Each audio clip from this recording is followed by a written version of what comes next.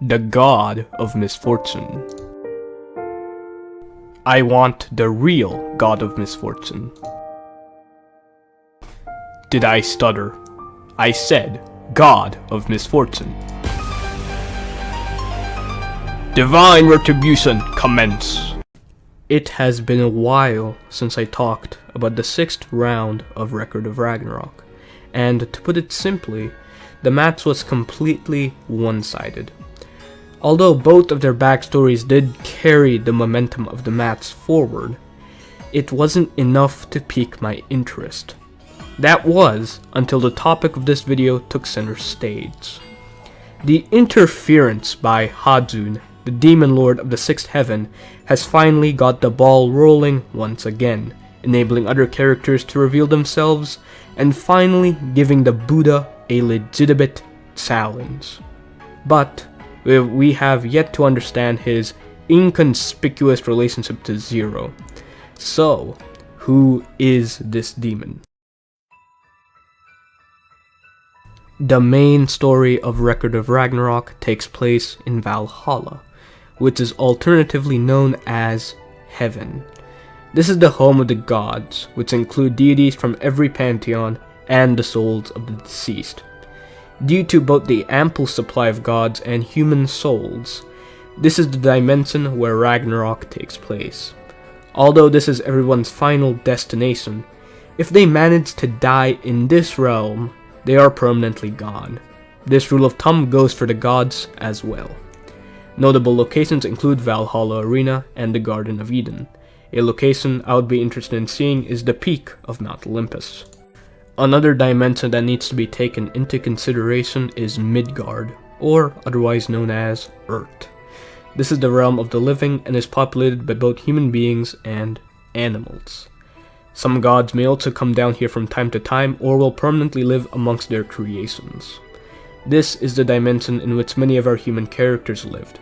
This list includes Libu, Adam and his children, Sasaki, Zack, Heracles, Raiden, Buddha, and your mom. Notable locations include China, Japan, London, and northern India. Now, the final and most important dimension to discuss is Helheim, otherwise known as Hell. This is the realm in which the demons, devils, and other taboo beasts reside. These ruthless beings are kept in check by Hades, his three-headed dog, and a bunch of dragons. The types of beings that reside here include the Cyclops-looking thing, this generic Wendigo, and a bunch of zombies. Based on his theology, Beelzebub might have originated from Helheim, but only time will tell. However, unlike the other dimensions, the Netherworld is home to a very peculiar legend. As the tale goes, at white light and black shadows blending, the horns of the Netherworld shall awaken, and eternal darkness shall be born. Let's talk about Hajun. Hajun is the Romanized Japanese translation of an influential Buddhist demon known as Mara. Within the theology of Buddhism, Mara is mostly associated with desire. More famously, this demon tried to tempt Siddhartha Gautama, aka the Buddha, with visions of beautiful women. So, in essence, Mara is an antagonistic force who tried to stop Siddhartha from achieving enlightenment, and is thus a representation of everything that Buddhism stands against. But how well does Mara's role translate into Hajun's character? In fact, Hajun's role is pretty spot on. For example, the way Buddha senses the future is by seeing the light within a person's soul, which guides an individual's every movement. However, Hajun is able to neutralize this ability because there isn't a single speck of light within himself. Therefore, in the setting of Record of Ragnarok, Hajun's role is no different than his theological counterpart because he acts as an antagonistic force towards the Buddha. But I can't help but notice how Hajun's ability fits into the scope of his legend.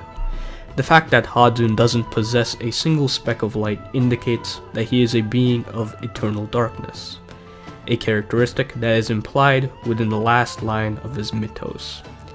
from here, we can reinterpret the remaining inconsistencies in Hajun's legend. The first line about the blending between light and shadow is a reference to Zero's character. Within his backstory, Zero was enveloped by the shadows after being held witness to the ignorance of humanity, becoming extremely jealous of Buddha's success. Then, during his match with Buddha, Zero was enlightened by Buddha's philosophy and was finally enveloped by light. In this moment, Zero had experienced both misery within the shadows and happiness within the light, hence a blending between light and shadow. So, to recontextualize Hajun's legend, after Zero Fuku experienced both extreme happiness and sadness, this very flawed deity brought forth the creation of Hajun, Helheim's infamous berserker, a being of eternal darkness, and Buddha's greatest adversary.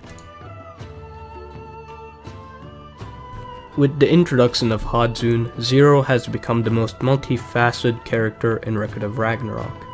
His evolution from a childlike guardian of happiness to the bona fide demon of darkness is something that I would have never expected from a fighting manga.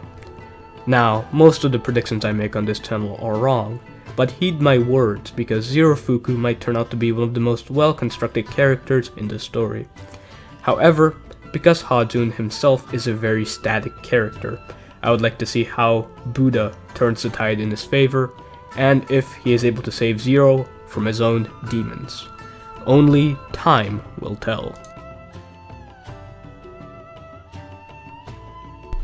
Hi, it's the cyborg whale named after Italian cheese and a dessert item. Thank you for watching. If you want to see more Record of Ragnarok content, please be sure to subscribe and hit the notification button to be notified of when I upload.